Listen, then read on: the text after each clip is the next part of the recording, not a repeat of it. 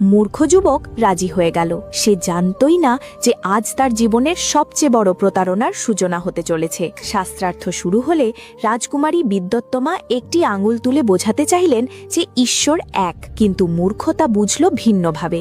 সে ভাবল রাজকুমারী তার একটি চোখ উপড়ে ফেলতে চাইছেন। রাগে সে সঙ্গে সঙ্গে 2 আঙুল তুলে দেখালো, যেন বলতে চায়, তুমি যদি আমার এক চোখ নাও, আমি তোমার 2 চোখ উপড়ে ফেলবো। বিদ্যোত্তমা এই ইঙ্গিতের অর্থ করলেন অন্যভাবে। তিনি ভাবলেন ঈশ্বর এক হলেও তার রূপ 2। এরপর রাজকুমারী হাতের 5টি আঙ্গুল মেলে ধরে 5টি তত্ত্ব বোঝাতে চাইলেন।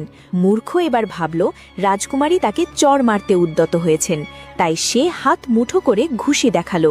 বিদ্যোত্তমা তখন বিস্ময়ে ভাবলেন, 5টি তত্ত্ব শেষ পর্যন্ত এক ব্রহ্মেই লীন হয়। অদ্ভুত জ্ঞান, গভীর ও ব্যাখ্যা। রাজকুমারী সম্পূর্ণভাবে পরাজিত হলেন। তিনি ঘোষণা করলেন বিয়ে স্থির। রাজকুমারী বললেন, আমি হেরে গেলাম।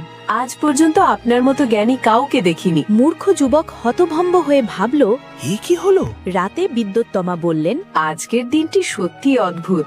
আপনার জ্ঞান আমার হৃদয় হরণ করেছে। একটি শ্লোক শোনাবেন? মূর্খ বিস্ময়ে উত্তর দিল, শ্লোক? শ্লোক আবার কি?